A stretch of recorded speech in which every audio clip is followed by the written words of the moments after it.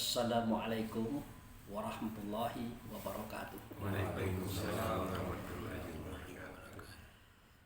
Yang saya hormati Pak Jurnalis Keluarga Besar sebagai ahli rumah yang telah menerima kita di sini dengan segenap fasilitas Allah yang beliau salurkan kepada kita.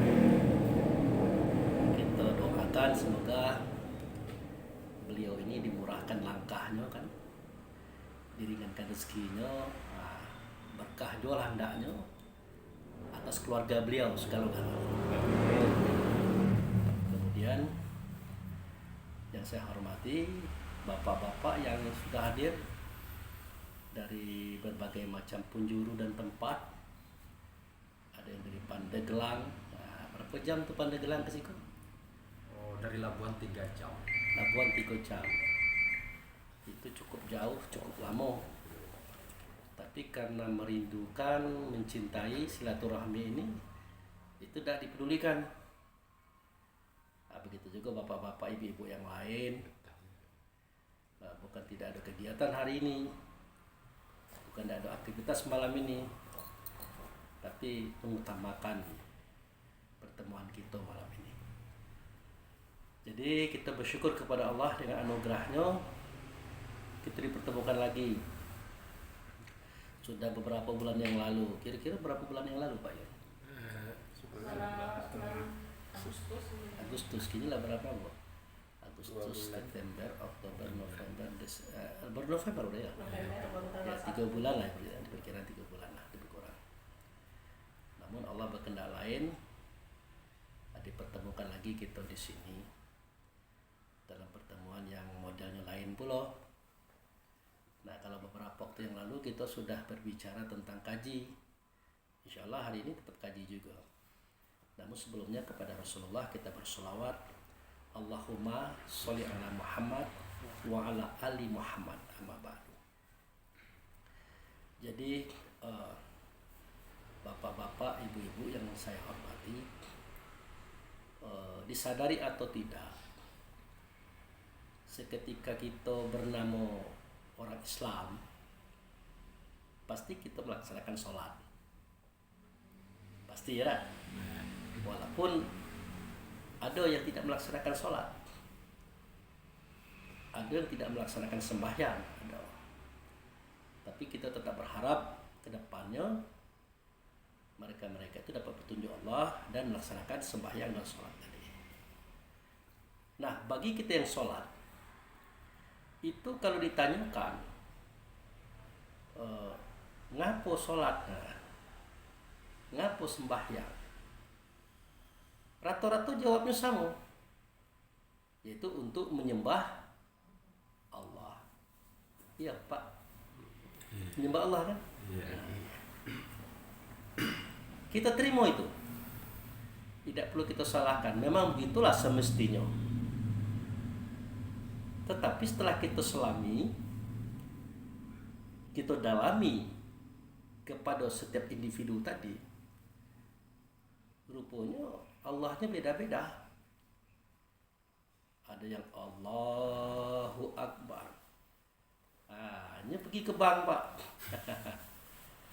Ada yang itu, hanya pergi ke pasar, hanya pergi ke kantor. Kalau ibu-ibu mulainya membahas harisan pula, kira-kira snacknya apa? Kalau hari raya bajunya apa pula tuh? Kalau kue berapa macam, itu terjadi. Nah, nanti kalau dikatakan orang musyrik, tak mau gitu, ya kan? Mau nggak kita dikatakan orang musyrik? Tak mau. Tapi kita sadar pekerjaan kita itu sudah menduakan Allah, gitu. Ya kan? Sudah syirik kepada Allah. Dan kita tahu kalau syirik itulah dosa yang paling besar. Tapi syirik yang seperti ini agak sedikit terkecuali lah, karena adalah syirik masalah pemahaman. Artinya masih bisa diluruskan. Untuk menjadi orang yang fokus kepada Tuhan dalam sholat, Itu tidak mudah, tidak ringan. Nah, siapa yang mengatakan tidak mudah dan ringan? Bukan Pak Abu. Allah sendiri mengatakan sholat itu berat. Wasta'inu bis-sabri was-shalah innaha la kabirah. Meminta tolonglah kamu kepada Allah dengan sabar dan sholat. Sesungguhnya meminta tolong dengan Allah kepada Allah dengan sabar dan sholat itu berat kerja itu. Jadi kalau Allah sendiri sudah mengatakan berat, kita menyimpang dikit-dikit itu masih dimaklumi. Karena memang kerja ini kerja berat. Tapi pernahkah kita bertanya beratnya itu di mana? Nah, harus jelas itu. Pertama, meminta tolong kepada Allah. Justru kemarin Pak Yur dengar sendiri kan, lah jengkel ke Allah ini, minta tolong berkali-kali dan sebagainya. Ternyata tidak juga ada hasil, dan juga pertolongan itu tidak juga datang gitu kan. Dan Abu juga mengalami itu juga. Susah tidak berubah, pertolongan tidak turun. Akhirnya marah lagi kayak Tuhan itu dulu ya. Jadi gini tidak lagi lah. Kita ngerti kan. Allah itu kan lucu. Sudah ditampaknya kan tangan sakit itu. Allah senang. Kenapa Allah senang? Nampak curingik muka itu kan. Keluar kata-kata, ya Allah, kalau memang cak iko cara hidup kau, nak ambillah dirimu, ambillah anak-anak ambo, matikanlah kami segala-galanya. Allah sudah senang itu. Kenapa Allah senang? Kata Allah, oh berarti hamba aku ini tahu kalau aku pun memang ado. Nah, kalau saya kain memang ado, itu hamba-hamba aku berkata seperti itu. Tapi Allah tidak selamanya seperti itu. Ada kalanya saat kita mau putus asa, dia datang. Saat kita sedang sulit, pertolongan datang. Nah, itu pengalaman kita segala itu Pak. Ya kan? Kita lah mengalami segala itu. Seketika kita sedang sulit, sakitnya bukan main, takutnya bukan main, khawatirnya bukan main, bahkan nyaris putus asa. Di saat kita sudah mulai menyatakan keputusasaan, datang pertolongan. Selalu model itu. Datu malu gitu datu. Tadi Allah mencaci-caci Tuhan kan, itu ada pertolongan, malu gitu. Nah itulah permainan cinta, permainan kasih sayang Tuhan. Ini senang biar kita menjerit, kesakitan, tapi dia sadar, kita sadar kalau Allah itu ada. Nah jadi kita coba membedah kalimat wasta'inu bis-sabri was-shalah. Nah itu. Nah la kabirah ilal khashi'in. Meminta tolonglah kepada Allah dengan sabar dan sholat. Nah ini Pak, kalau sepintas biasa-biasa baik. Oh minta tolonglah kepada Allah tuh, sabar minta tuh dengan sholat. Ya ada benarnya juga itu. Karena tulisannya kan kayak itu. Jadi kita masuk, kita buktikan apakah benar meminta tolong kepada Allah dengan sabar dan sholat itu berat. Nah, pertama meminta tolong. Nah, kalau meminta tolong itu biasanya kita sedang dalam susah, ya kan? Sedang dalam sulit, sedang dalam kondisi sangat-sangat tidak berdaya. Nah, kita minta tolong itu kepada siapa? Kepada zat yang tidak berbentuk, tidak berupa, tidak bersuara, tidak berkata, tidak sama dengan segala sesuatu. Nah, cak mana nak minta tolong di situ? Kalau kayak payur jelas gitu. Awak awih kan dalam perjalanan, cak Pak siapa? Siapa nama Pak? Pak Mukhlis. Awih awak siko singgah rumah Pak Yur. Ya. Aman itu. Awak tahu Pak Yur siko rumahnya orangnya. Pak Yur minta lu ikut cak 2 botol. Itu. Tapi meminta tolong kepada yang tidak nyata wujudnya itu cak mana itu? Apa aja oleh Pak? Nah, kalau minta tolong ke Pak Yur jaleh, kalau ke Pak jaleh. Orangnya tahu, rumahnya tahu, dan diminta jaleh pula. Tapi kalau meminta tolong kepada yang tidak kelihatan, tidak berbentuk, tidak berupa, itu bukan suatu hal yang mudah. Bukan suatu hal yang mudah. Nah itu yang perlu dipahami pertama kali. Jadi Allah itu tidak berbentuk, tidak berupa, tidak bersuara, tidak berkata, tidak sama dengan segala sesuatu. Itulah Allah. Kenapa ucap itu? Ya kan itu namo. Tahu namo, Pak? Mukhlis itu namo. Jurnalis itu namo. Abu Fikri itu namo. Ya namo memang tidak ada bentuknya. Memang tidak ada rupanya. Tidak ada suaranya, tidak ada katanya. Jadi ketika kita mengatakan Allah, yang kita maksud bukan namo. Orang yang dengan namo Allah tadi. Ketika kita mengatakan jurnalis, mukhlis, Abu Fikri, yang kita maksud itu bukan namanya. Orang yang bernamo dengan nama itu tadi. Cak Pak Mukhlis pengen minta tolong ke Pak jurnalis untuk memberikan 2 botol minuman biar tidak haus. Kalau minta tolong kepada namo, tidak akan dapat. Ya minta tolong kepada namo. Ya Pak jurnalis, berilah ambo apa minuman 2 botol, ambo haus. Namo. Terus dengan Dapat. sabar, Pak? Hah? Yang dengar nama sahabat tadi, sesahabat tadi. Nah, kata kawan, awak kenal jurnalis? Kenal apa? Jurnalis. Oh, berarti kenal namanya. Orang yang punya nama kenal? Enggak. Pantas, tidak dapat. Ambo kenal orang yang punya nama. Jadi, kalau mengenal nama harus pakai orang yang punya nama. Oh iya. Kalau nama itu hanya disebut. Kalau tahu yang punya nama, tidak hanya disebut, tapi didatangi. Cak itu. Nah, rupanya ada orang yang bernama jurnalis. Kalau kita datangi, di mana alamatnya? Di situ, sebelah daerahku. Aku rumah. Ketok pintu. Keluar orangnya. Aku yang jurnalis. Apa kabar, kata beliau. Kan masuklah dulu. Iko Pak, awak lah berjalan jauh awih. Jadi minta lah ayah Pak, pecah 2 botol. Wah, jangankan air 2 botol, makan awak dulu. Nah, kan lebih dari itu. Nah, ini sebuah permisalan yang perlu kita tampilkan. Supaya kaum ini jangan kecewa dalam hidup. Jangan kecewa dalam hidupnya. Kami sudah meminta Pak Abu Fikri lah berdoa, lah solat, lah panjang lebar, lah tinggi pelukat tangan kona. Menyebut Allah, Allah. Tidak juga ada pertolongan. Jadi, Bapak tahu Allah itu apa? Tahu apa? Tuhan. Pernah ketemu dengannya? Tidak pernah. Bapak tahu kenapa tidak pernah ketemu? Ya tidak mungkinlah ketemu dengan Tuhan. Tuhan kan tidak nampak. Katanya kan? Tapi tidak boleh disalahkan. Tapi diluruskan aja. Wajar Pak tidak nampak.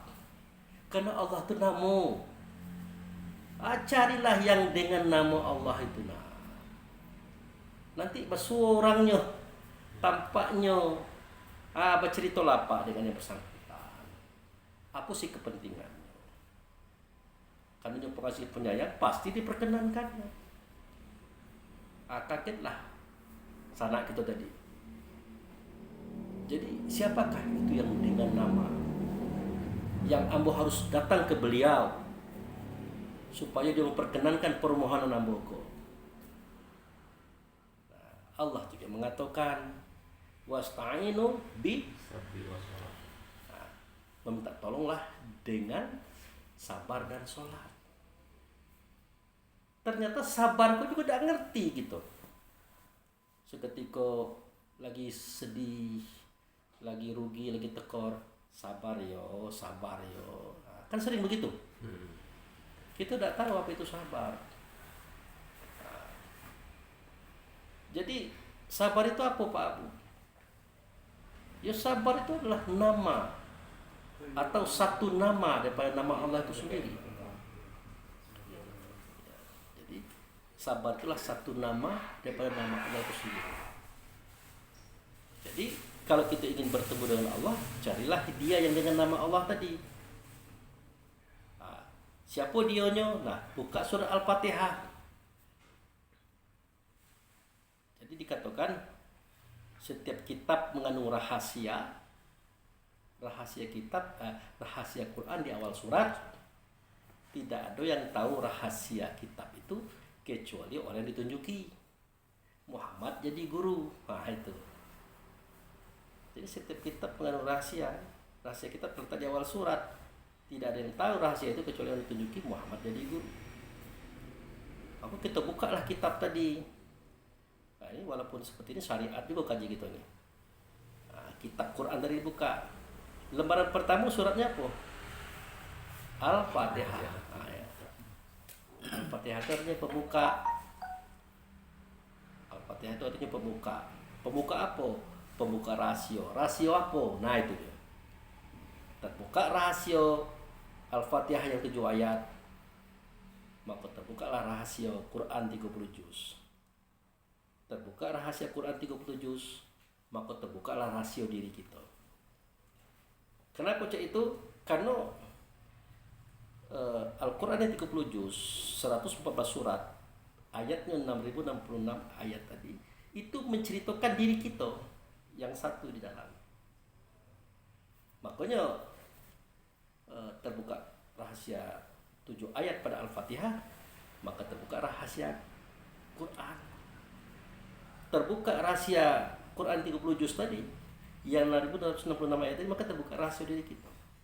Terbuka rahasia diri kita, terbuka rahasia diri Muhammad, terbuka rahasia diri Muhammad, maka terbuka rahasia Allah. Nah, itu jalurnya cak itu. Nah, carilah rahasia itu. Bukalah rahasia itu. Caranya ya dibaca. Bismillahirrahmanirrahim. Itu ayat 1 ya Pak ya. Apa terjemahannya Pak? Dengan nama Allah yang Maha Pengasih lagi Maha Penyayang. Jadi ya kalau Allah itu nama, ada yang dengan nama Allah itu. Carilah orang itu. Ciri-cirinya dia pengasih, ciri-cirinya dia penyayang. Nah, siapa dionyo? Masuklah ke ayat 2. Alhamdulillahi Rabbil Alamin. Alhamdu itu terdiri dari 2 kata, alif lam. Nah, yang kedua hamdu. Alif lam itu nama Allah, hamdu itu nama beliau. Nama yang dengan nama Allah tadi. Kalau mencari Allah, carilah hamdu kok. Kalau mencari jurnalis, orang yang bernama dengan nama jurnalis, carilah orangnya. Kok beliau cak itu nah. Jadi Allah itu cak itu juga. Ingin mencari Allah tidak dapat karena Allah nama. Cari yang dengan nama Allah. Ciri-cirinya dia pengasih, dia penyayang. Garis bawahi kok. Ciri-cirinya dia pengasih, dia penyayang. Nah, itu. Siapa dia? Alhamdu. Alif lam nama Allah, hamdu nama beliau. Sedikit bergeser Ahmad namanya. Zohir dia bernama dengan Muhammad. Segala ruh dari Adam sampai ke kita hari ini adalah turunan Muhammad. Berkata beliau, Anna abul arwah wa Adam abul bashar. Aku bapak semua roh, kata Muhammad. Adam bapak tubuh. Kalau kita adalah anaknya Muhammad secara hakikat, berarti apa sifat Muhammad ada di kita juga sifat itu. Aku ciri-cirinya dia pengasih, dia penyayang. Nah, kalau nak minta tolong dengan sabar, ya dengan Muhammad tadi gitu nah. Dia pengasih, dia penyayang. Tak bertemu, cari turunannya. Nah, kalau minta tolong, carilah orang nan pengasih, orang yang penyayang. Jangan orang yang tak pengasih, yang tak kedape. Itulah maksud kamu. Itu urutannya. Batas kau bisa dipahami ya? Setengah Pak Bu. Jadi bahasa sederhananya begini. Kita kan minta tolong kepada Allah. Tidak mungkin. Cari orang yang bernama dengan nama Allah. Itulah Muhammad. Tidak mungkin karena Muhammad sudah berpulang. Padahal yang berpulang itu tubuhnya. Sejatinya Muhammad tidak akan pernah pulang. Karena dia meliputi segala sesuatu. Tapi turunannya ada pada dados kita masing-masing. Nah, itu. Kalau Muhammad punya sifat kasih dan sayang, Kalau nak minta tolong kepada Allah, minta tolong kepada Muhammad. Tidak dapat Muhammad, cari turunan Muhammad yang punya sifat kasih dan sayang. Kesitulah kita datang. Jangan datang ke orang yang pelit, orang yang punya kasih sayang, boro-boro dia nak nolong, punya awak diambilnya, ya kan? Boro-boro dia nolong, gaji awak dipotongnya. Itu. Maka dalam hal ini berbahagialah orang-orang yang bersifat rahman, bersifat rahim. Karena tadi orangnya mau cari Allah, tidak ketemu Allah, cari Muhammad, tidak ketemu Muhammad, kita cari orang itu, dapat. Jadi ini untuk menjadi seorang yang pengasih penyayang itu tidak mudah. Itu orang nomor 3 setelah Allah, Pak, yang membuka rahasionya. Orang pengasih penyayang itu adalah orang nomor 3 setelah Allah. Allah, Muhammad, nyo. Harus paham itu. Tapi ingat, mendatangi Allah, mendatangi Rasul, mendatangi turunan Rasul yang punya sifat kasih dan sayang, jangan sering-sering. Kan itu tidak mendidik. Sekali dikasih oleh Pak Ayo, sekali dan besok datang lagi, minta lagi, tidak boleh. Ini tuh hanya terjadi di sasa-sasa. Dan sasa itu artinya tidak ada jalan lain. Tapi tetap lapor bos dulu, angkat tangan dulu kepada Allah, angkat tangan dulu kepada Rasul, baru angkat tangan kepada yang ada di sekitar kita. Nah, kalau Pak Yo itu percontohan baik. Kalau orang di Bengkulu situ, di Sabang situ, macam mana cari Pak Yur? Tak mungkin kan. Carilah orang-orang yang sekelas-kelas itu. Tapi sebagian saudara kita salah paham. Dijadikannya alat titik bermasalah psiko. Karena bagaimanapun itu tidak baik. Jadi prinsip beragama itu bagi kita yang yang kurang mampu ada 3. 1, jangan meminta. Itu prinsip beragama. Kedua, jangan meminjam kalau tidak penting. Yang ketiga, jangan menolak kalau dikasih. Kita minta, tidak minjam, tidak dikasih orang, nolak, itu salah besar. Karena doa penolak rezeki belum ada. Ambo pernah puasa Senin, puasa Kamis, ada pula puasa sepanjang hari selama 10 hari. Dan ditelepon oleh kawan dekat. Rindu ni lala muda ketemu dengan awak. Di mana Ustaz? Di rumah. Ambo tunggu di tempat lontong tunjang. Yo, datang makan pecah puasa ambo. Kenapa? Justru pahala puasa tadi tidak sebanding dengan pahala menyenangkan hati saudara. Karena tidak ada ceritanya menolak rezeki. Yang tidak boleh itu meminta dan meminjam, apalagi mengambil. Wah, itu sangat tidak boleh. Itu. Jadi harga diri kita itu terletak di situ. Di balik cerita tadi. Kalau nak minta tolong kepada Allah, strukturnya jelas tuh. Strukturnya kan, strukturnya bukan Allah dicari, yang dengan nama Allah itu Muhammad. Bukan Muhammad dicari, turunannya yang sama sifatnya. Rahman Rahim itu, Pak, artinya pengasih penyayang. Itulah kumpulan daripada sidik, amanah, tabligh, fatonah. Sifat sidik, amanah, tabligh tidak akan ada. Ya. Artinya sifat inilah yang akan menjadikan lahir fatonah. Atau balik ya, bukan itu. Fatonah ya, itu tidak akan ada tanpa sidik, amanah, tabligh. Tapi Rahman Rahim itu sifat itu sudah tinggi daripada sifat yang lain. Itu kan. Kalau memang ada itu Muhammad harus bersifat sidik, benar. Amanah bisa dipercaya. Tabligh menyampaikan kebaikan. Fatonah cerdik lagi bijaksana. Ini tidak akan dapat fatonah kalau dari 3-3 ini ada. Sudah dapat 4. Nah, kalau dapat 4 pasti dapat sifat Rahman Rahim. Karena Rahman Rahim ini, kasih dan sayang ini tidak akan didapat oleh orang kalau dia tidak menyelesaikan 4. Jadi sifat Rahman Rahim itu sifat tinggi, sifatnya Tuhan itu. Dan orang yang bersangkutan adalah orang yang nomor 3 daripada Tuhan. Allah, Muhammad, orang itu. Capailah jabatan itu. Dan tidak mudah juga Pak Yur. Tidak mudah. Ada orang orang susah dan memang susah dia ya. Dan memang terbukti harus dibantu sedangkan duit kita ada. Itu kan berbunyi di hati. Ay, kalau baru nabung belum sampai sekian iklan, ay nggak jadi. Itu kesusahan. Itu kesusahan.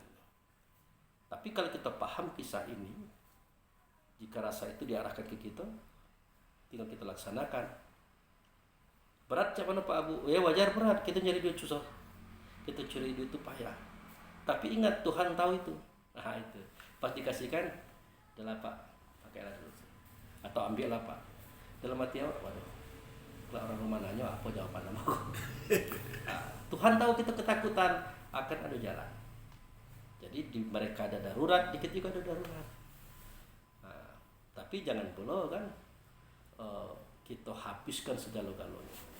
Makanya kata Allah dan Rasul itu, kamu itu jangan terlalu mengekang tangan, jangan pula terlalu memorohkan tangan. Artinya jangan pelit dan jangan pula pur, gitu. Tidak boleh juga. Karena bagaimanapun sebaik-baik kita ke orang, tetap diri kita perhatikan juga. Maka orang tua itu sayang awak orang, awak lebih sayang ke diri awak, karena awak itu modal. Nah, kalau diri awak tanya yang perlu gara-gara sayang ke orang itu tidak benar kata Nabi. Jadi balik cerita kaji. Minta tolong kepada Allah dengan sabar. Nah, sabar itu adalah nama Allah. Tidak nyata sabar, Muhammad itulah orang. Muhammad itu orang. Apakah benar Muhammad itu sabar? Tengoklah sejarah. Dia berdakwah. Dia tadi orang kaya. Muhammad itu orang kaya tadi Pak. Jangan pernah kita mengatakan Muhammad itu orang miskin. Orang kaya gitu. Anak muda yang rajin berdagang. Dari umur kalau ketek-ketek pengembala. Remaja dia berdagang. Bosnya itu siapa? Siti Khadijah. Siti Khadijah itu bosnya.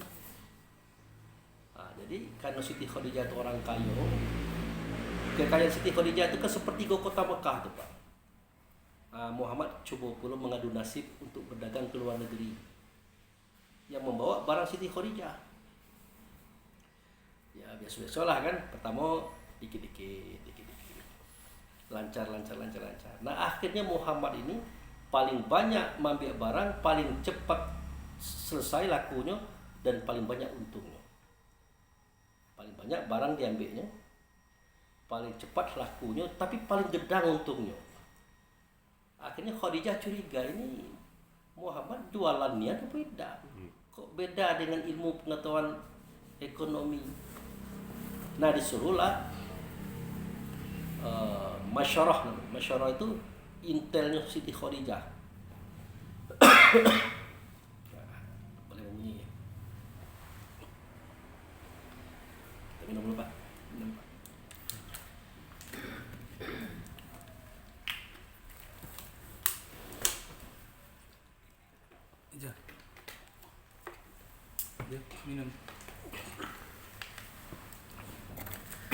Jadi Maisarah itu dipinta oleh Siti Khadijah. Sebenarnya bukan Muhammad aja, segala pedagang-pedagang karyawan Siti Khadijah itu diinteli untuk mengetahui prestasinya sejauh mana, kejujurannya sejauh mana. Tapi Muhammad ini khusus. Masyarah, ya Bunda, tolong kau selidiki Muhammad. Loh, kenapa Bunda? Dia kan yang terbaik daripada karyawan Bunda. Iya, tapi ada yang aneh ini. Apa tuh? Barang paling banyak mengambil, paling cepet habis barang, untungnya paling gedang. Itu tidak masuk dalam ilmu ekonomi. Jadi tolong pelajari. Kok bisa begitu? Udah, diintiplah Nabi Muhammad ini. Tapi waktu itu belum jadi nabi. Berdagang ke Syria, ke Syam, kemana-mana.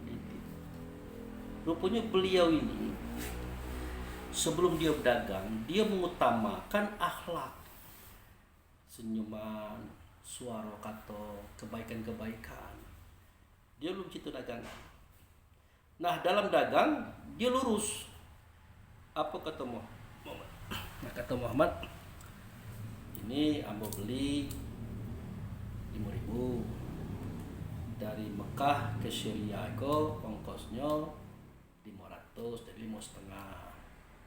menatanya 500 jadi 6.000 modal apa ke 6.000 Pak, terserah Bapak nak bayar berapa. Nah, itu jualannya itu.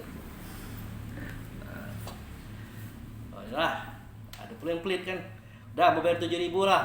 Nah, bayar, diambilnya. Ada pula mengatakan, jadi modalnya berapa Muhammad? Semuanya itu tadi 6.000 modalnya 6.000. Terpikir dengan orang tadi, oh jauh Mekah Syria itu, untung kan jalan kaki, sampai jalan kaki. Padahal Muhammad bungkullah cat 10 buah, nah, kamu bayar 10.000 sebuah. Itu cerita tu. Oh, jangan Pak, terlalu besar nanti untungnya, tidak ambil ikhlas. Nah selalu saja perdagangan tu itu dia tu, kan orang senang dengan dia. Jadi diberikan orang untung dilipat ganda karena kepribadian dia bagus. Nah, ada lagi orang, Mat, apa? Boleh berutang? Boleh. Tapi agak banyak, Mat, karena ini kebutuhannya dia, ambillah berapa enggak. Diambil. Suatu ketika itu orang berpikir, enggak bayar. Muhammad ini kan orangnya lembut, enggak mungkin nagih ngencang-ngencang. Tapi tiba-tiba terpikir gini, kasihan. Dia tuh baik orangnya, jujur orangnya, jauh-jauh dari situ mencari untung kemari, nak kita kicuhi pulau. Akhirnya apa? Utang dibayar, bonus ditambah. Lain lagi gayanya kan. Sudah itu Muhammad melihat barangnya kan. Ngapa Bu? Amun tak ikut Pak, tapi duit tak ada. Oh dah, ambillah Bu. Oh, dah lama amo Pak ngambil aja. Ya ambillah, ada apa-apa. Nah, berapa kepentingan Ibu? Apa penting tu, ambillah. Ini cerita ke orang lagi. Woi, Bapak itu baiknya. Amo katakan amo ada duit. Tapi amo butuh barang itu. Katanya ambillah sebanyak kepentingan Ibu. Nah, ada orang lain yang sama datang, dikasihnya juga. Ada yang lain cak-cak sama. Ngomong yang dua nih, jangan. Kamu tuh kan banyak. Kalau kami ini memang tidak ada. Maka tersebarlah cerita itu di masyarakat. Akhirnya tidak ada lagi. Modal 5.000 dibayar 10, 15. Jadi orang tidak lagi memandang dagangan yang dipandangnya Muhammad. Ini orang mulia, ini orang perlu diberikan apa katanya penghargaan ini. Itu. Itulah sejarahnya Bunda. Ngapo untungnya gedang itu. Beda dengan kawan-kawan lain, barang itu rusak, dikatakan tidak rusak. Nah, modalnya 6.000 lihat orang 8.000, modalnya lu sampai lah itu. Banyak kicu-kicuannya. Akhirnya apa yang terjadi? Si Muhammad ini, Khadijah tadi mulai mencintai Muhammad. Rasulullah kok ganteng orangnya.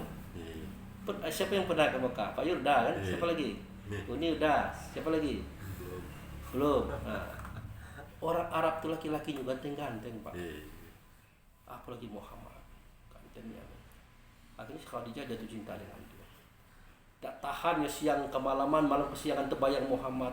Muhammad kok orangnya sopan. Sudah nyembalikan duit, dia pergi. Harapan Khadijah kan, kok kamu tahu talamo kan, cerita-cerita muda. Ada Muhammad tak mau. Muhammad sangat menghargai perempuan. Kenapa? Dalam benak Muhammad terbayang dengannya perempuan itu dilecehkan zaman itu. Ada kan waktu itu kan pemerintahan tidak ada, presiden tidak ada, menteri tidak ada, gubernur, wali kota, bupati tidak ada, macam tidak ada. Siapa yang kaya itulah yang bagal, siapa yang kuat itulah yang bagal. Itulah pemerintah. Jadi anak-anak perempuan, cewek-cewek itu yang kira-kira anak orang miskin dijadikan alat, dipanggil lah psikolog, bertaruh gitu. Iko dalam perut Tino iko lanang ku Tino. Ambo lanang. Kamu Tino. Oke. Jadi pedang langsung bedah ke perut orang. Push. Dikeluarkan. Lanang. Menang bayar. Mati kan. Begitulah perangai orang-orang dulu. Muhammad tahu itu. Sudah itu ngota-ngota di pinggir jalan. Agak lain selera apa? Itu nak jadi orang ditarik, tidak ada yang berani melawan. Iya kalau di belakang rumah, itu kadang-kadang di lapangan itu lah dikerjoi. Tapi perlu selera bola bukan digantian. Akhirnya balik Tina dari nangis. Sudah. Ada pun suami istri jalan. Diambil bini, gebuki lakinya. Disitulah dia dikerjoi. Akibat di persoalan seperti ini, akhirnya orang-orang di zaman itu kalau lahir anak perempuan dibunuh. Kenapa? Karena pemerintah itu adalah orang yang kuat, orang yang kaya, orang yang berkuasa. Mudah bagi mereka membunuh. Nah Muhammad tahu itu. Pelakunya siapa? Mamak-mamaknya, keluarga-keluarganya yang bagak-bagak itu dengan kroni-kroni. Makanya Muhammad sering betapa, bertahanus, beritikaf di Gua Hira karena tidak mampu melihat kenyataan hidup seperti itu. Tapi di hatinya sangat menyayangi perempuan, menyantuni perempuan. Sehingga seketika Siti Khadijah nak melamarnya, tak mau dia. Kalau bunda nak melamar aku, tidak enak bunda. Aku terus terang aja, bunda berani seperti itu karena bunda mengira perempuan itu tidak bahagia. Tapi ambo sangat menghargai bunda sebagai perempuan. Tanpa perempuan tidak ada manusia yang banyak ini. Nah, akhirnya setelah Nabi Muhammad jadi Nabi, kan surga kan di bawah telapak kaki ibu. Nah, singkat cerita, Nabi Muhammad lah melamar Siti Khadijah. Nah, dengan kesepakatan bersama. Tapi Muhammad, kalau orang kaya Cak Ambo kok dilamar, dah mungkin lah seperangkat alat sunat tunai. Maharnya kan itu kan, maharnya adalah seperangkat alat sunat tunai gitu lah. Tidak mungkin juga sebuah mobil, ya mungkin 10 mobil lah gitu lah. Nah duit kamu ada daknya. Nah ini jadi pikiran Ambo juga. Nah kalau tidak ada Ambo bantu dari belakang. Nah, Siti Khadijah ini pengen membantu, asalkan dapat Muhammad dari. Tidak cari itu juga. Ambo bisa bunda, Ambo punya tabungan. Berapa mahar nak engkau berikan kepada aku? 100 ekor onta merah. 100 ekor onta. Nah ternyata harga onta merah itu sekarang 50 juta seekor. Atau suruh Pak Yo kemarin mengkalkulasikan. Nah, berapa tuh? 50 juta dikali 10 berapa? 5 miliar. Hah? 500 juta. 500 juta. Kalau 100? 5 miliar. 5 miliar. Kalau dibagi mobil Fortuner 10 dapat. Dapat. Nah itulah mas kawin atau maharnya Khadijah daripada Muhammad, 10 buah mobil Fortuner. Hai Muhammad, aku nikahkan engkau dengan putriku Khadijah binti Khuwailid atas nama aku sebagai walinya, mas kawin 10 buah mobil Fortuner. Begitu. Tapi setelah beliau itu jadi Nabi Rasul, harta Khadijah habis, harta beliau habis. Beliau disakiti, beliau dicaci, beliau dilukai, bahkan beliau tidak dibunuh. Tapi beliau tidak pernah membenci orang. Tidak pernah marah dengan orang. Sabar. Maka terbuktilah bahwa as-sabru itulah Muhammad. Nah itu, minum lagi ini.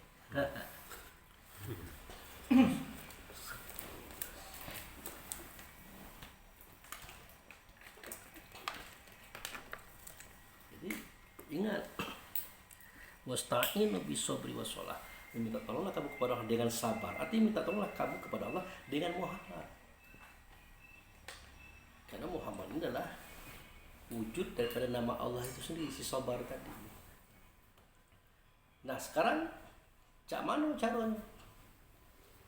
Sedangkan Rasul tidak ada lagi, Nabi tidak ada lagi. Lah balik cerita pertama tadi, cari turunannya yang sabar, dia sabar. Apa itu sabar? Nah, apa itu sabar? Dia tidak mau melakukan satu tindakan pun kalau bukan dengan penelitian sebelumnya. Bersuara, berkata, berbuat, dihitungnya. Kalau hanya sekedar rugi-rugi tipis, dia mengalah. Rugi-rugi setengah tipis malah. Rugi setengah pun dia mengalah. Bahkan rugi berat pun dia mengalah. Ciri-cirinya, tidak ada kesal dalam hatinya. Tidak ada marah dalam diri. Itu. Bagaimana Pak Abu? Ya, besok aku sudah bayar misalkan. Baju bapak belum cuci semua pun. Masya Allah, la ilaha illallah, Allah Akbar. Nak mengamuk gitu. Tak bisa. Tapi kalau tak paham, Wah, kurang aja. Panjang kaji itu. Akhirnya kita dapat solusi. Ternyata paham gitu, barang itulah dicucinya. Lah kalau dicuci je sederhana nih, yang dibawa baik pulang suruh gosok ke adik tadi. Kalau kita tidak ke situ, karena kita pemberang tadi, tidak tahu kita barang telah dicucinya. Yang kita tahu kita paki-paki, dia tahu dah ambang pernah bisa nak berangkat gini. Nah, pasti itu tuh. Nah, itu tidak bisa. Jadi minta tolonglah kepada Allah dengan sabar, dengan Muhammad atau turunannya, dan sholat. Nah, sholat ini artinya silah. Sholat itu artinya silah. Silah itu artinya silaturahmi. Nah, silaturahmi ada kan? Silaturahmi itu asal katanya silah. Silah itu artinya sholat. Jadi sholat itu pengertiannya bukan hanya berhubungan dengan Allah, tapi berhubungan juga dengan manusia. Itu. Jadi jangan kita artikan sholat itu Allahu Akbar itu Assalamualaikum karena itu. Tidak hanya itu. Karena ada yang namanya silaturahmi.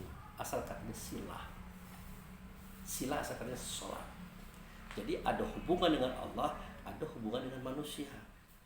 Hablum minallah wa hablum minan nas. Jangan kita taat beragama, dekat dengan Allah kata kita, tapi dengan manusia kita jauh. Dengan manusia kita banyak musuh. Banyak pula membuat perkara, bermasalah dengan Tuhan itu. Makanya yang kita temui kemarin Pak, bukan Allah tidak memberi, Allah ingin memberikan melalui siapa? Karena sudah beberapa manusia itu Anda persoalkan, sudah bermasalah dengan Anda gitu lah. Repotnya kan? Makanya hubungan kita sama-sama kita itu tolong dijaga. Bagaimana cara menjaga hubungan kita sama-sama kita? Rasa.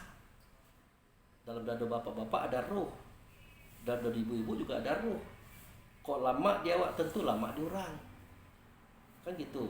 Kalau kita ingin memberikan kebaikan ke orang, kalau orang memberikan kebaikan kepada kita, kan kita enak.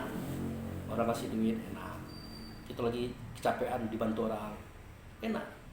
Tahu kita enak. Nah, boleh nih ke orang. Buat. Sudah tuh kita dicaci orang tidak enak.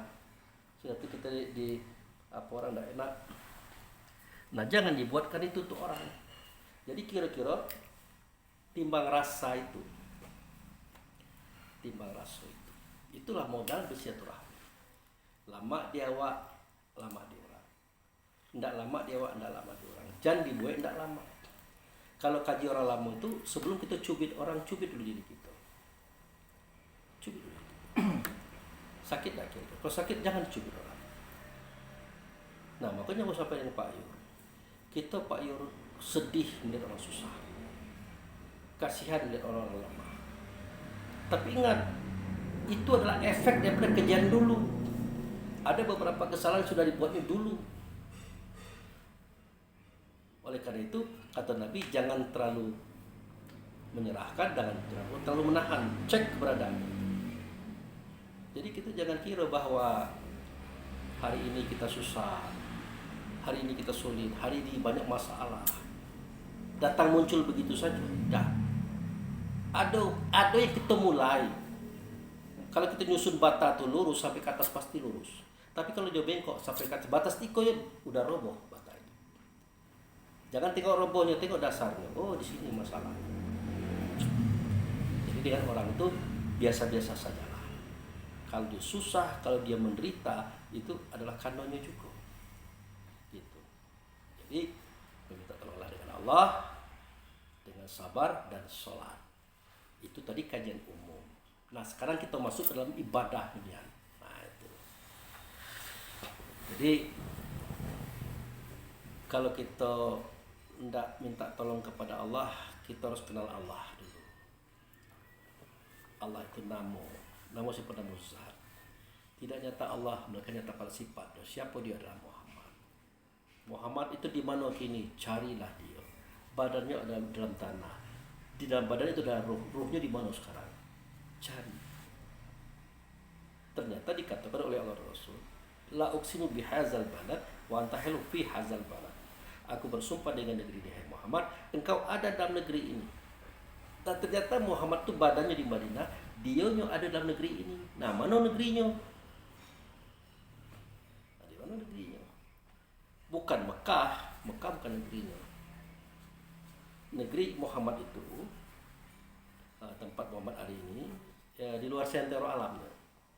7 langit, 7 bumi, di luarnya lagi. Nah, terjadi pecah langit, pecah bumi, negeri itu tidak terganggu. Dia ke situ sekarang. Dan dia di situ sekarang. Muhammad itu. Jadi, la uqsimu bihadzal balad wa anta hilum fi hadzal balad. Aku bersumpah dengan negeri ini Muhammad, engkau ada dalam negeri ini. Di mana negeri itu? Tengok Ali Imran 96 97. Inna awala baiti wudi alinasi lallazi bi Bakkah. Sesungguhnya rumah yang pertama kali, kata Allah. Kalau pertama kali belum ada rumah, aku yang membangunnya, bukan tukang. Itulah rumah di negeri Bakkah. Nah, itulah negerinya. Nah, Muhammad ada rumah itu. Cari, datangi.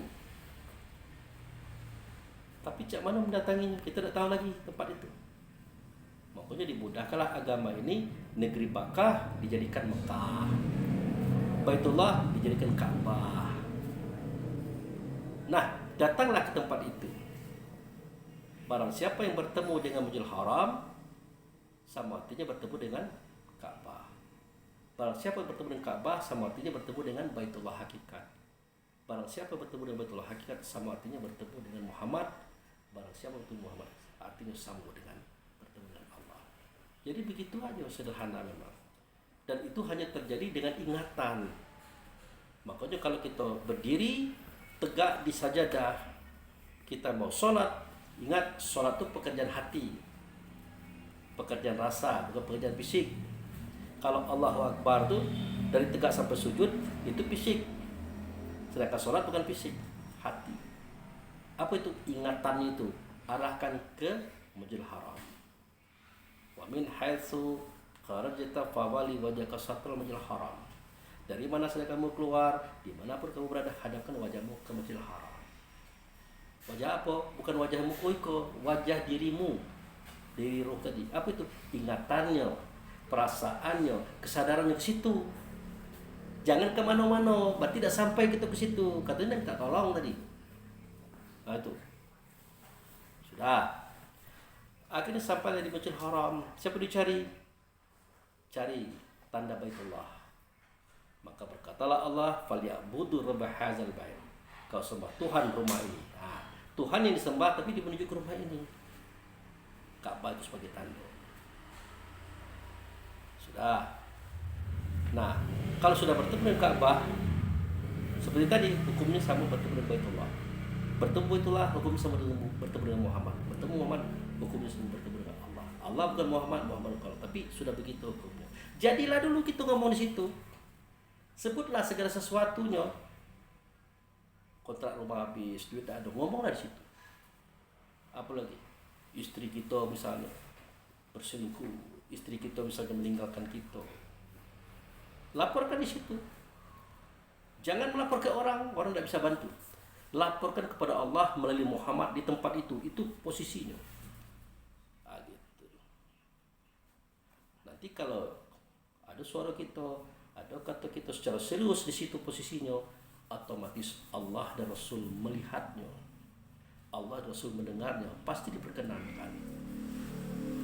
Makanya waqad zalika ja'alnakum ummatan wasata litakunu syuhada 'alan nas wa yakunu rasul 'alaikum syahida. Sedemikian itu aku jadikan kamu umat pertengahan. Kamu itu umat pertengahan. Kamu yang mana? Kamu roh. Kalau di situ kamu umat pertengahan antara Rasul dengan tubuhmu. Apa terjadi? Kamu bisa menyaksikan diri kamu. Kenapa bisa seperti itu? Karena Rasul menyaksikan kamu. Apa yang kamu katakan, yang kamu sebut, Allah dan Rasul mendengarnya. Maka itulah kunci terkabulnya doa. Itu kunci terkabulnya doa. Doalah di situ akan dikabulkan. Tapi itu caranya. Kita nak minjam duit, tapi dari jauh, saya enak. Itu prinsip, datangnya elok. Apalagi minta duit, apalagi minta tolong, datangi. Begitu caranya tepat. Kan kita punya ingatan. Ingat Masjidil Haram, ingat Ka'bah.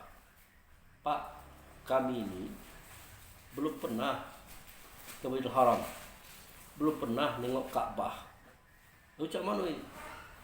Lah kalau zaman sekarang lah mudah kan. Cari poster, cari video-video. Kan kita punya HP, buka video. Berarti sholat itu membayangkan, Pak. Betul, membayangkan. Dari membayangkan akan muncul ingatan, dari ingatan akan muncul rasa, dari rasa itu akan muncul sentuhan. Kan kita kan pernah bujang dulu. Pernah bujang, Pak? Pernah punya pacar, Pak? Pernah. Teringat enggak? Nah, dengan ingatan itu terjadi sentuhan. Pas Bapak ingat dia teringat Bapak. Tidak lalu malam itu, Pak. Gara-gara diingat terus. Sudah diingat disebut belum namanya. Aduh. Termimpi-mimpinya, Pak. Ngomelnya pagi-pagi. Ngapa kamu teringat awak malam tadi mimpi belum? Lah iyalah, aku ingat awak. Dan aku sebut nama awak waktu itu. Itu, Pak. Jadi datangi tempat itu. Itu pertama kali, datangi tempat itu. Ya. Ingat, munculkan rasa, nanti tersentuhlah Allah dan Rasul. Di situ bergeraklah segala kebutuhan kita mendatangi kita. Cak itu sebenarnya. Nah, mudah-mudahan dengan sholat tadi dia bisa menolong kita, Pak. Tapi kalau Allahu Akbar langsung ke mana-mana, jangan disalahkan, kendak dape harapan hampa. Memang salah kita. Kita kan nak pergi kepada Allah dan minta tolong, tapi kita pergi ke mana? Ambil contoh lagi, nak minta tolong ke payur. Tapi apa terjadi? Tak jadi ke tempat payur, kita ke mana-mana. Gagal kan? Atau kita datang ke tempat payur, payurnya tak ada. Akhirnya kita ke mana-mana. Lagi cek itu baik, kita ke mana-mana, gagal bertemu payur. Apalagi memang belum bertemu, kita ke mana-mana, gagal. Nih ya.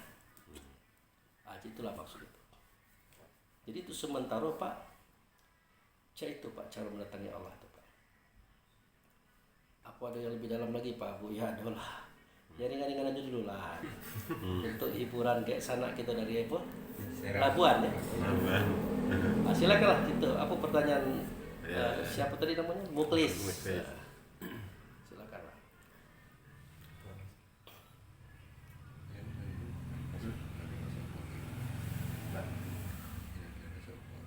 Tanya kan? Jangan tanya kalau dari rumah lah. Mau tanya itu.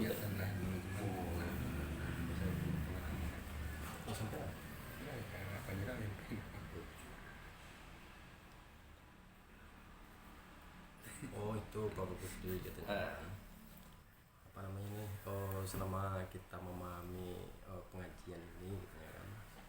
Dan Mas, ya dalam sholat itu maksudnya ingatan udah ini, tapi udah fokus lah gitu kan. Tapi rasa, antara rasa ketemu rasa itu belum ada dirasakan gitu. Oh, iya. Kenapa? Ya? iya. Nah, ini beda. Kalau tadi kan hanya sekedar pemuka, mukadimah. Pengajian kita ini akan dalam di sesi pertanyaan, di sesi tanya jawab. Kalau uraian tidak ada dalam, tak. Walaupun kata orang dalam juga kan tidak ada dalam. Dalamnya itu waktu ada pertanyaan. Ya, kenapa Pak Abu Fikri seketika kami sholat tidak fokus? Nah, mungkin kita baru sebatas pengamalan cerita tadi. Ke Masjidil Haram, ya kan? Ke Ka'bah, ya kan? Menatap Ka'bah, jangan kemana-mana. Ajaran Allah ini benar, tapi ini sebatas latihannya baik. Belum ionian. Maaf kalau katakan ini video membuka. Selama Anda itu masih datang ke Masjidil Haram, datang ke Ka'bah, Anda berharap bertemu dengan Allah, Anda pasti ngalor ngidul. Apa jawabannya? Kenapa? Karena kita keluar diri. Sebenarnya kaji ini bukan keluar ke dalam. Pak Abu, ngapa dah nijaukan langsung ke dalam tadi? Lah yang di luarnya aja susah kita memahami, apalagi ke dalam. Tapi kalau ada pertanyaan, kita sampaikan. Kita katakan ada 13 pembinaan. Ya, ini orang-orang berkaji ini tahunya tuh 13 pembinaan. Jadi cek ini, ada yang membina, ada yang dibina. Siapa yang membina? Itu Allah dan Rasul. Siapa yang dibina? Diri kita sudah diri. Jadi Allah membina diri kita. Nah, ada di era 13, otomatis tempat pembinaannya juga 13. ada namanya Aras. Aras itu tempat Allah dan Rasul membina. Aras, Baitur Rahman, Baitur Rahim, Baitul Ma'mur, Baitul Atiq. Itu tungku tempat keluar air di zaman kiamat Nuh. Batu tempat keluar onta di zaman Nabi Saleh. Kayu tempat Musa bermunajat. Sumbu alam kata Nabi Daud, jantung alam kata Nabi Isa. Baitullah di zaman Nabi Muhammad, kini kanza indallah, istana Allah.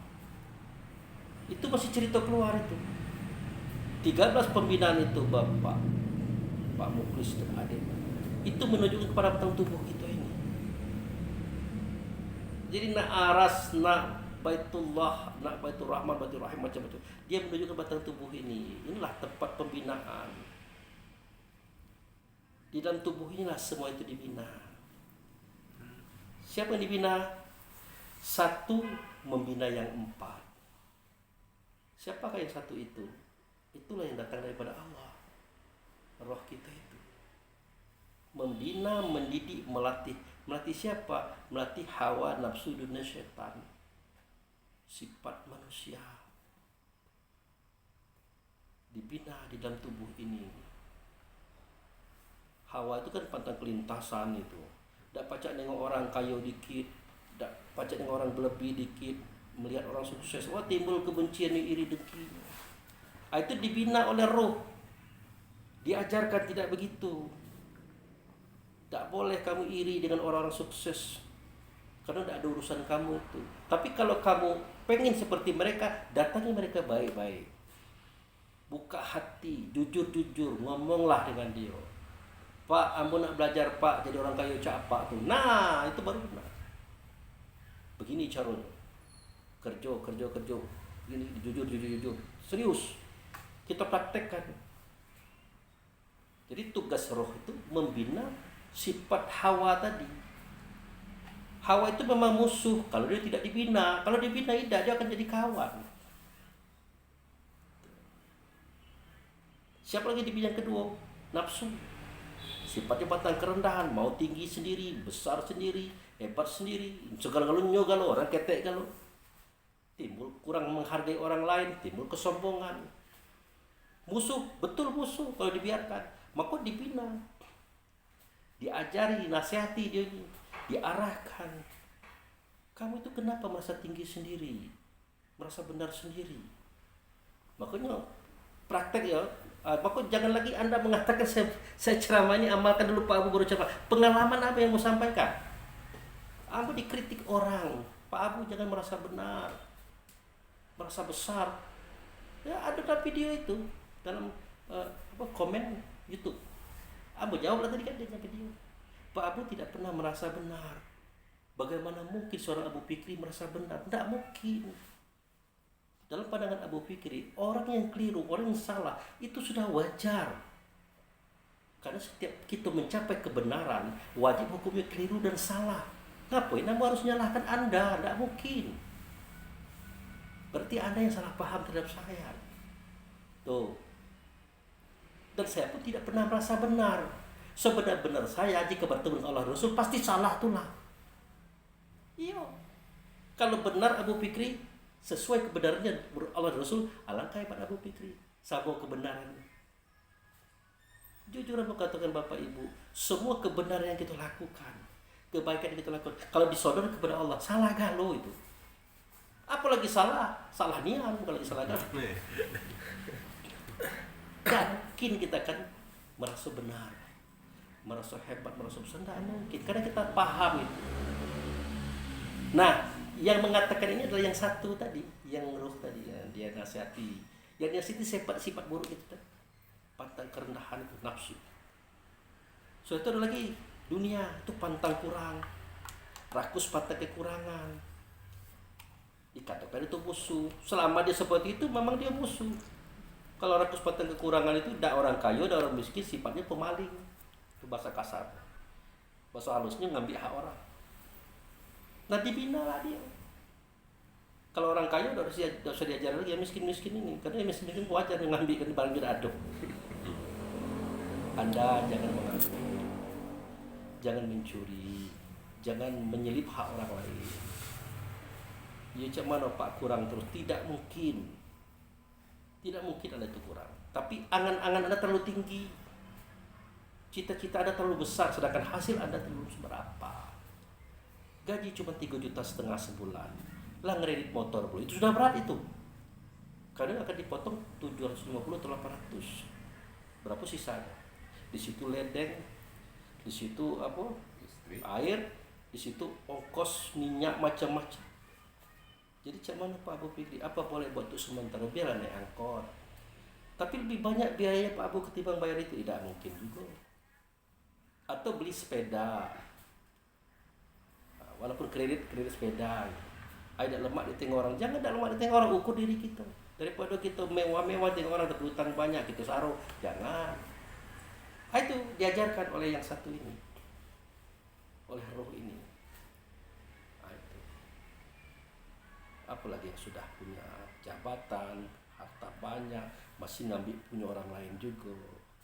Itu diingatkan. Anda keliru saudaraku. Anda pikir pengkhianatan itu keuntungan. Anda keliru. Tidak ada itu. Memang banyak uang orang Anda pindahkan kepada Anda. Anda pikir uang Anda bertambah. Tidak. Uang orang tetap uang orang. Uang Anda tetap uang Anda. Suatu ketika uang itu kembali kepada orang. Uang Anda kembali kepada Anda. Yang lebih menyakitkan, seberapa uang Anda justru terkuras habis. Gara-gara Anda telah merugikan orang. Jadi kalau kita ditipu orang, kan kurang duit itu tuh. Saat itu, tapi ingat suatu ketika akan ditambah oleh Tuhan. Begitu juga kita mengambil hak orang, kan bertambah itu. Tapi ingat suatu ketika itu kembali kepada orangnya, ya, bahkan itu kita terkuras. Kembali kepada orangnya dalam artian dari sinilah Allah diambil oleh Allah, balik kita lagi. Yang terkuras itu bonus kita, hukuman bagi mereka ini.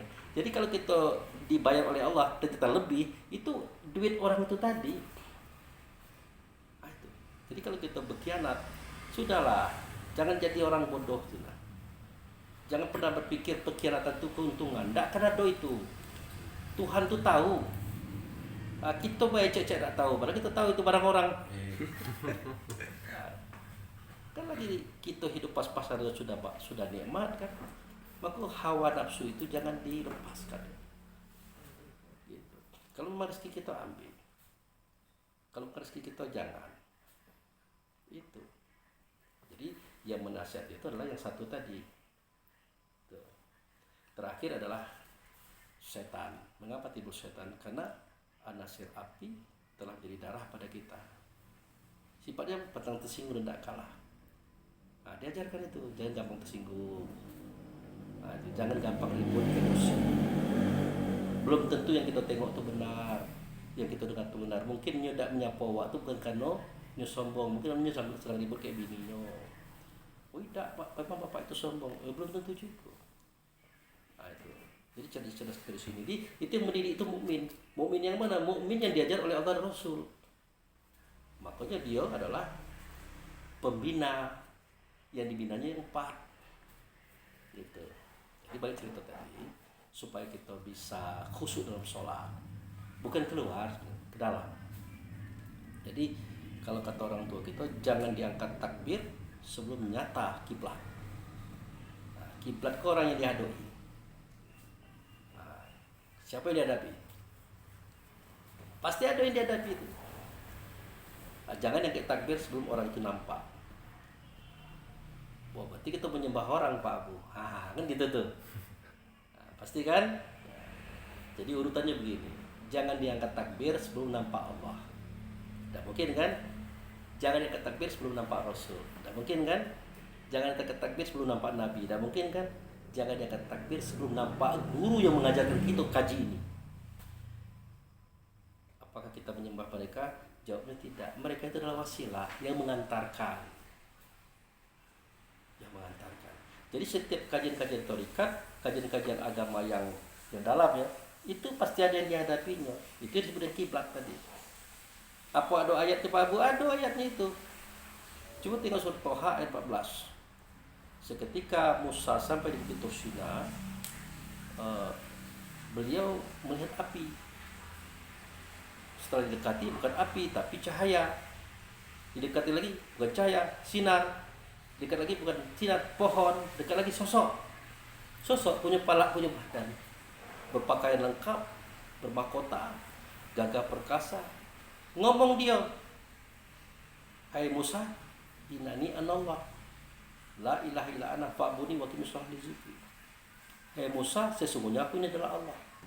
Tidak ada Tuhan, akulah Dianya. Oleh karena itu sembah oleh kamu akan daku. Dan dirikan sholat, dalam sholat nanti yang kamu ingat aku.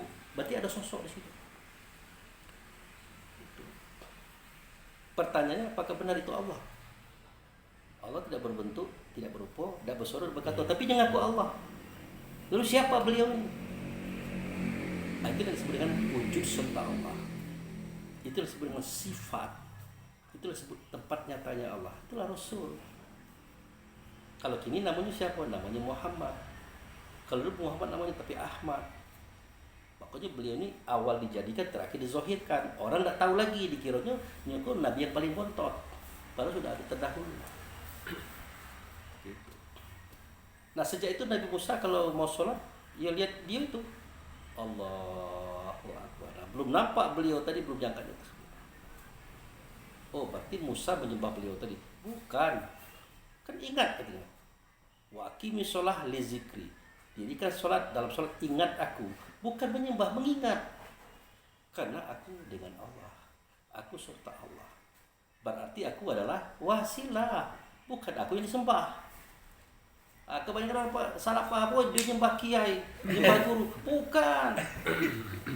Nyembah Muhammad, bukan. Muhammad bukan Tuhan. Tapi Muhammad itu adalah wasilah.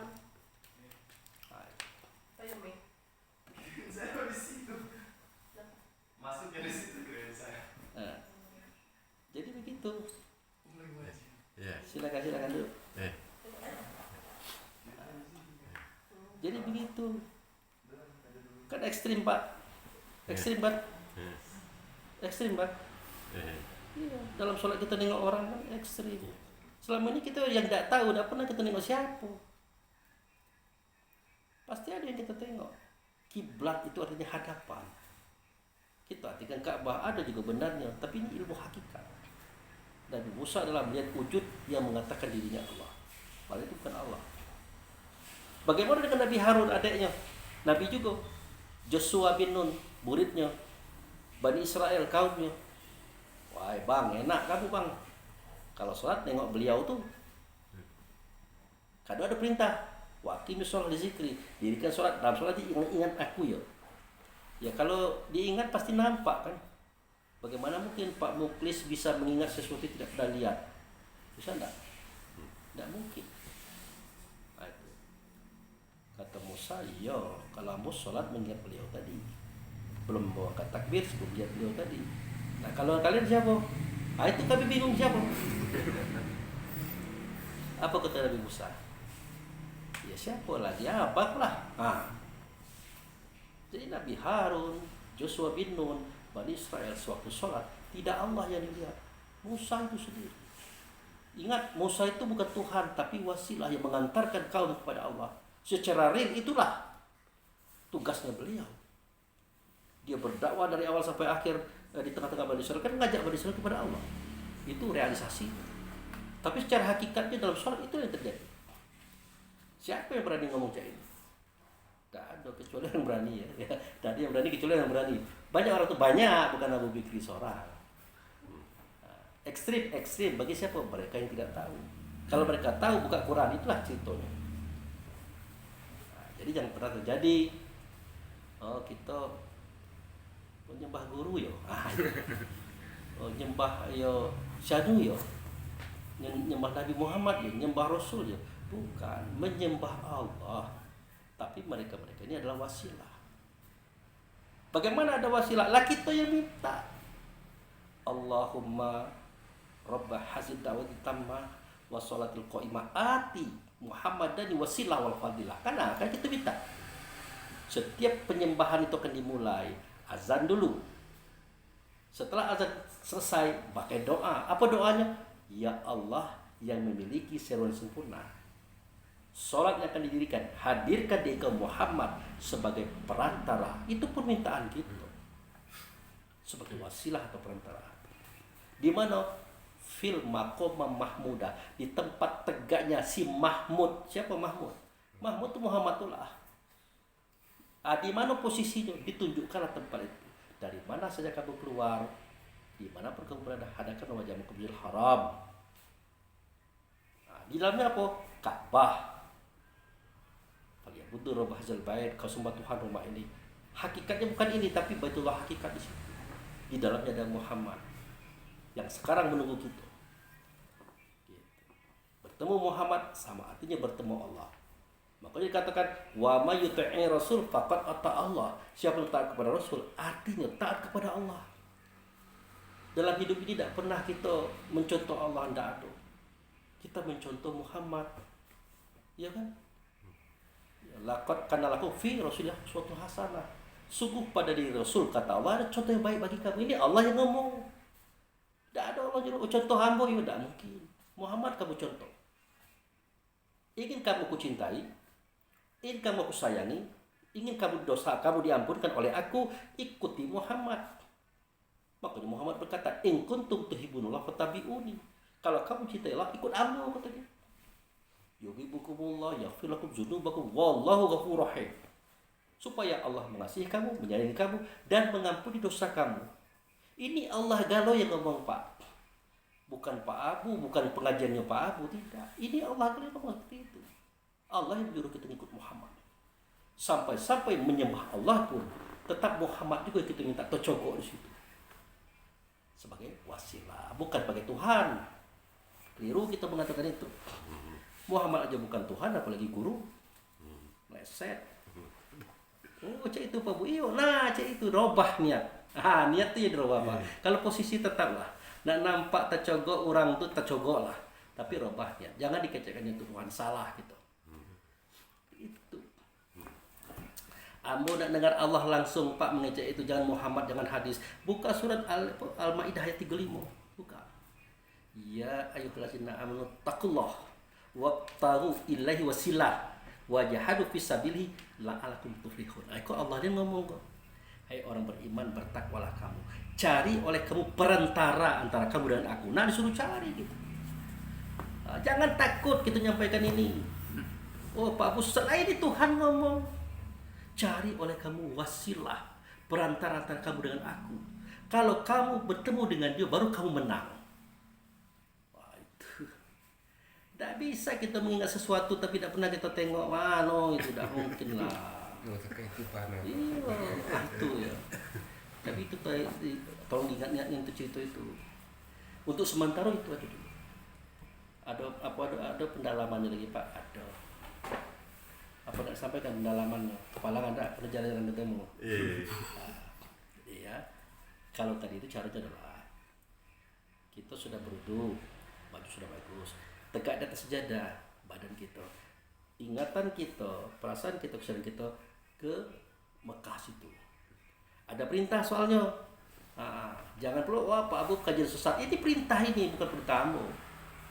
Ka'bah itu perintah juga.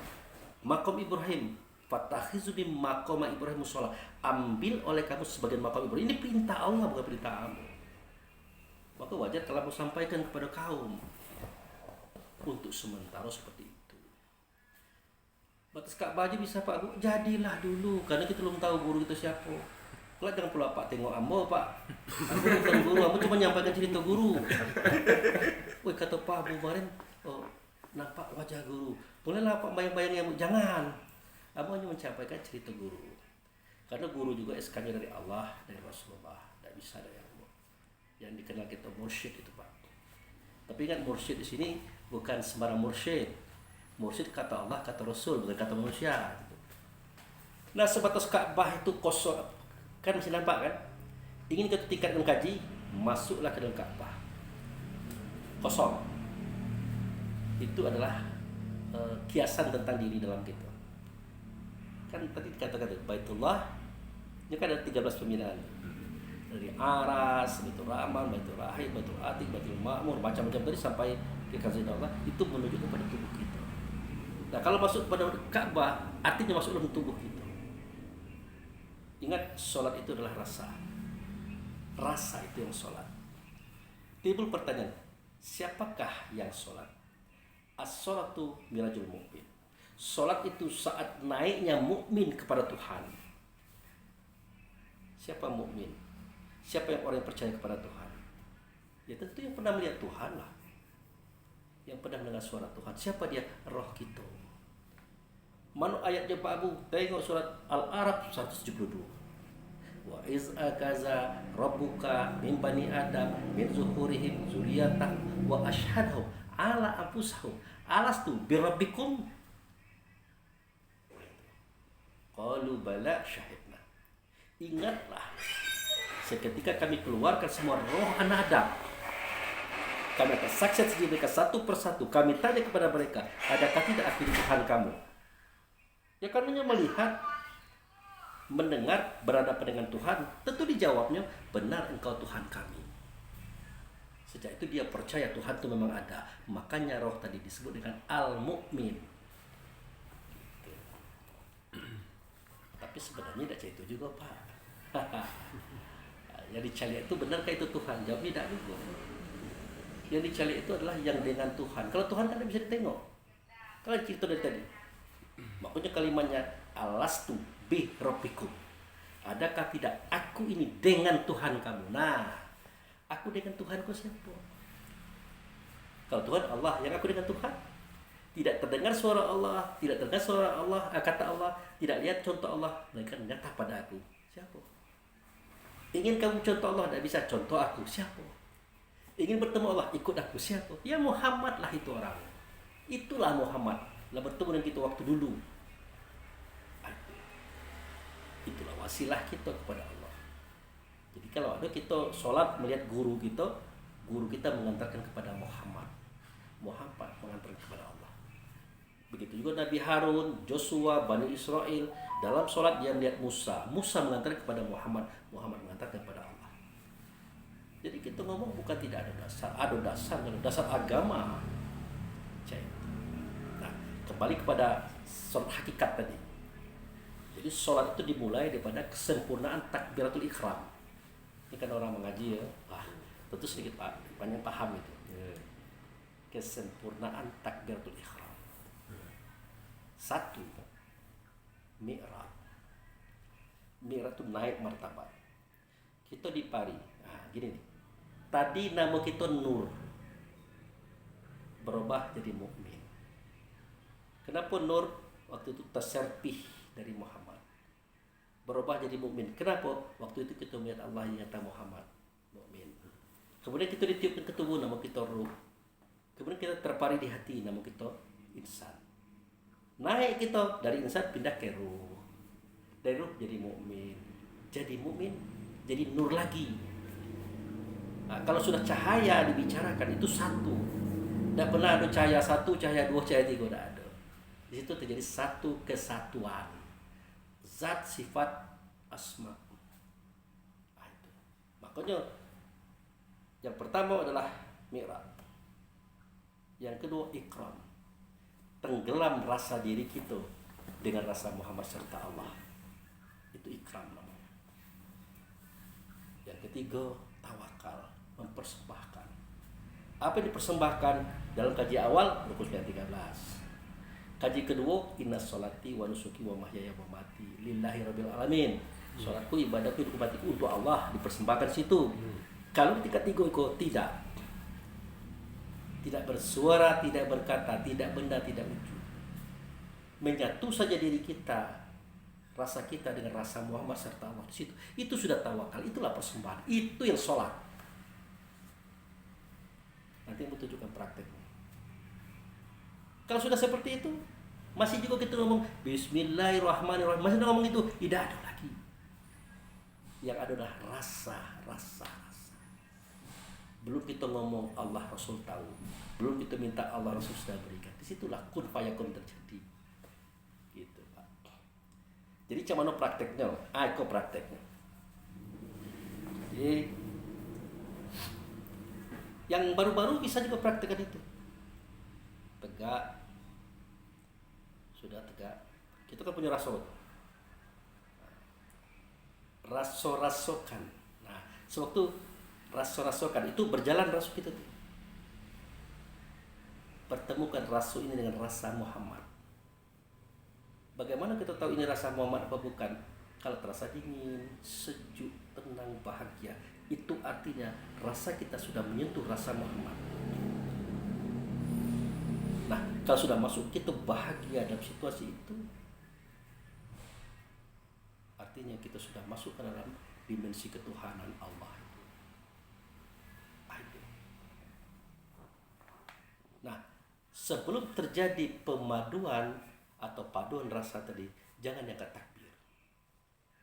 Biasanya kalau sudah masuk ketika di sholat kita tuh agak lama. Nah, sudah sholat nanti timbul ketenangan, ketentraman jiwa gitu. Nah, ini tidak lagi cerita Ka'bah lagi nih. Mulai dari suara, kata, perbuatan, pemikiran, perasaan tertata. Tidak serampangan, tidak babak belur macam-macam itu. Nah, jadi seseorang tuh kalau sudah masuk tingkat itu biasanya baik orang. Nah, orang udah beserta Muhammad serta Allah, apa yang disusahkan? Tidak pernah susah dia. Makanya wali-wali Allah tidak ada kesedihan padanya. Pada saat itu tingkat kita wali. Wali itu artinya wakil Allah dan Rasul di alam semesta. Makanya apa yang kita punya persembahkan secara maksimal. Pak Bu cuma punya pemikiran, perasaan, perjuangan, itu dimaksimalkan. Itu juga tidak mudah. Banyak yang menghambat, banyak yang memfitnah. Yang memfitnah bukan orang lain pula, orang kita pula gitu nah. Begitu. Ada kata orang tuh, ada kekuasaan, persembahkan kekuasaan. Ada kekayaan, persembahkan kekayaan. Ada keilmuan, persembahkan keilmuan. Ada tenaga, karena kaya tidak, berkuasa tidak, berilmu tidak, persembahkan tenaga. Ada acara apa? Ayo biar apa? Katurnya kelak. Piring-piring biar abang ngangkat, itu biar abang yang ngatur. Itu biasanya kalau sudah sampai itu tingkat sholat kita akan begitu. Iko tidak air agak lambat selawat tiba. Ngapa? Ibu suruh ngangkat piring dulu, air belum masuk itu, belum masuk. Kita masih berpikir bahwa bekerja itu untuk orang. Padahal bekerja itu untuk kita, rugi. Apa yang kita buat itu untuk kita. Awak pemalih, tidak kebanyak dapat Pak. Rajin-rajinlah, maksimallah di dunia ini. Orang tak pernah lepas dari penilaian. Cobalah Pak Yorda. Kamu punya kawan, tukang dia. Kamu cuma minta tolong gergajikan papan cuma. Apa katakan, sebut namanya kan, tolong digergajikan papan kok. Untuk apa Pak? Untuk buat meja. Berapa Pak Tiko? Sudah digergajikannya Pak. Disuguhnya pula Pak. Disuguhnya pula. Di sini dirapikan, diukurnya. Nah, ini langsung dibuat ini Pak. Ya kalau sudah seperti ini buatlah pasangnya terpaut lah jadi bahan meja. Mungkin tidak apa? Terima kasih ya. Tidak mungkin. Ujungnya berapa kok harganya kok? Nah, ya kan? Kanunya serius. Tidak perlu lah Pak, sekedar sebungkus rokok jadilah. Kata itu sebungkus rokok. Kita tahu barangku tidak mungkin sebungkus rokok. Itulah 3 bungkus rokok. Padahal aku udah ada niat ngasih dia aku minta tolong potong tadi. Kalau potong kan selesai kan balik.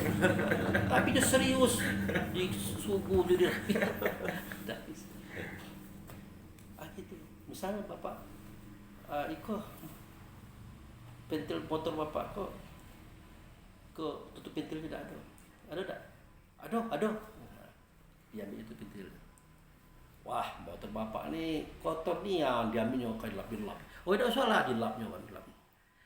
Soal di setelahnya itu. Iko olinya kurang ke Pak? Ini tidak minta duit tak? Cuma yang ngerjakan. Lain lah bersih. Apa kata kita? Terima kasih. Berat. Ini jadi bayar Bapak nih. Tidak pula Pak, tidak usah Pak. Tidak mungkin. Nyelah payah kerja. Berapa kok? Itu terserah Bapak lah. Sebungkus rokok jadilah. Tidak ada orang yang serius sungguh-sungguh ikhlas tidak dapat bagian. Tidak ada. Laku kelas. Nanti akan Ambo ceritakan diri Ambo kan enak juga. Tapi Pak Yor paham cerita. Keseriusan itu akan mendatangkan apa yang kita butuhkan tanpa harus kita usahakan. Tapi serius. Contoh tadi, motor tadi, papan tadi. Ada lagi yang serius lainnya, nanti bapak-bapak lah paham. Ya, Pak Muklis buka usaha rumah makan. Ada di Bengkulu tuh Pak. Kalau bakso itu kan mie itu kan murah. Iya kan? Mie-nya banyak. Yang pertama kuah tuh harus dienakkan itu, harus itu. Itu syarat pertama. Mie-nya banyak, suun banyak, dikasih prokol banyak. Daging itu tidak perlu besarnya. Harganya berapa standar. Tapi terjadi jam 10 habis, jam 10 habis. Kalkulasi akhirnya apa? Ya sama baik dengan kita jualan dari pagi sampai malam, untungnya sebanyak itu. Dibanding dengan jam 10 habis, malah seperti ini. Jadi sedekah itu memang modal usaha, modal kemenangan, keberhasilan. Itu hanya dapat dilakukan oleh orang-orang yang sudah dekat rasa dirinya dengan Tuhan. Apakah orang sholat saja Pak yang seperti itu? Ya. Tapi ada kalanya orang tidak sholat bisa seperti itu. Kenapa? Karena sholat itu artinya menghubungkan diri kepada Allah. Cara menghubungkan diri, syariatnya seperti ini. Tapi ada dengan cara lain. Yang kita tidak tahu, hanya Allah yang bisa menilai. Maka tidak semua orang yang tidak sembahyang itu tidak baik, belum tentu juga. Maka tidak boleh kita ngucap-ngucap orang. Itu. Anu perlu dah susun kau sembahyang tidak kata kita. Kalau sembahyang atau sholat yang kita katakan itu menghubungkan diri kepada Allah. Mungkin dia menghubungkan diri kepada Allah, kita tidak tahu caranya macam mana. Makanya dalam Quran itu sesungguhnya orang yang beriman, kan? Orang Yahudi, orang Nasrani, orang Sabiin, kalau mereka berbuat baik, mereka tidak akan bersedih. Pasti Tuhan berikan kebaikan-kebaikan kepada mereka dunia dan akhirat. Nah, itu apa artinya? Apa artinya Pak? Selama ini Islam itulah kita tahu kan, tapi Tuhan ngomong lain ini.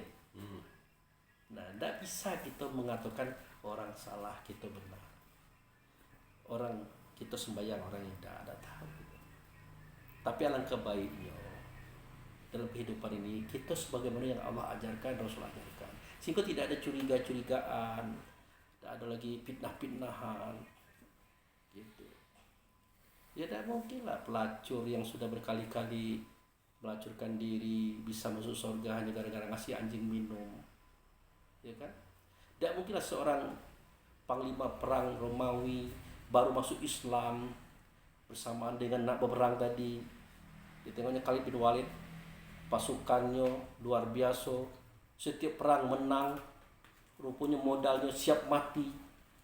Ditanyanya, kalian kenapa sering menang? Karena bagi kami mati itu dicari, sementara dia takut mati. Ujung-ujungnya dia nak masuk Islam. Masuk Islam, sembahyang belum, puasa belum, gugur. Maka beliau itu berada di syahid, beliau itu berada di surga. Padahal amalannya belum ada. Nah, itu urusan Tuhan, ini jangan urusan kita belum. Nah, itu ya Pak ya jawabannya, supaya tidak lari kemana mau, bawa hati itu kepada tempatnya. Syariatnya itu tadi. Tapi ingat, selama syariatnya keluar itu masih goyang. Coba syariatnya ke dalam. Bukan syariat, namanya hakikat. Gabungkan rasa diri kita dengan rasa Muhammad. Ciri-cirinya dingin, sejuk, bahagia gitu. Masuklah angkat takbir. Bukan kita menyembah diri, tapi kita menyembah di dalam diri. Di dalam rasa itu kita menyembah. Karena rumah Allah itu bukan Ka'bah, bukan rumah. Apa kata beliau? Langit tidak bisa menampung aku, tetapi hati mukminlah yang bisa menampung aku. Artinya rumah Allah ada di mana-mana, tapi tidak di mana-mana, ada dalam hati kita. Bukan dalam hati, tarasonya di hati, gitu. Ya Pak ya. Apa lagi pertanyaannya? Silakan Pak, apalah mengantuk-antuk, silakan minum dulu kita. Minum kita. Lagi ada pertanyaan. Dalam tanya-tanya. Udah pertanyaan. Silakan. Ya, pertanyaan minta ya. Siap Pak. Jangan yang itu, yang lain boleh. Mau Israel, mau Palestina, misalnya. Nang geritanya itu nggak tahu. Kalau Israel Palestina nih ceritanya satu kepentingan dengan kepentingan yang lain kok. Untuk menciptakan pasar internasional ya. Jadi yang apa namanya itu angin tadah pada galeh mau jadi ya kan. Awak mendengar lah sih angin nulis hanya setang pada mesin. padahal orang tuh perannya lantaran berkepentingan masing-masing. Iya.